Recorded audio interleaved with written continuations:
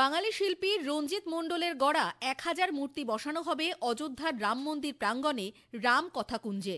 রাজা দশরথের সময়কাল থেকে শুরু করে লব কুশের সময় পর্যন্ত রাম কাহিনীকে কয়েকটি ভাগে ভাগ করা হয়েছে। প্রতিটি মূর্তির নিচে লেখা থাকবে তাঁর সংক্ষিপ্ত ইতিহাস। আর এমন কাজ করতে পেরে রঞ্জিত জানালেন, এ সবই শ্রীরামচন্দ্রের কৃপা। আমাকে শিলচর থেকে উত্তরপ্রদেশে নিয়ে এসেছিলেন বিশ্ব হিন্দু পরিষদের অন্যতম শীর্ষ নেতা অশোক সিংঘল।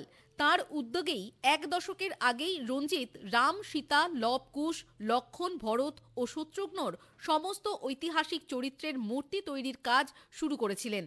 বাবার প্রশিক্ষণ পেয়ে ও নানা বই পড়ে পৌরাণিক কাহিনী রামায়ণের বিভিন্ন চরিত্রের আদলে মূর্তি নির্মাণ করেছিলেন রঞ্জিত। ভগবানের ইচ্ছা ছিল, তাই ১০ বছর ধরে এই মূর্তি তিনি তৈরি করতে পেরেছেন। খানিকটা উত্তর ভারতের ঘরানার সঙ্গে বাঙালিয়ানাও রয়েছে মূর্তিগুলিতে। মূর্তির গায়ের অলঙ্কারের ধরন বাঙালিদের মতো। সমস্ত মহিলা মূর্তিগুলিতে থাকছে তাঁতের শাড়ি, আর পুরুষের চরিত্রে বস্ত্রগুলিও বাংলার আদলে। তবে এতটাই ব্যস্ত ছিলেন রঞ্জিত যে সকলের ফোন ধরতে পাচ্ছেন না।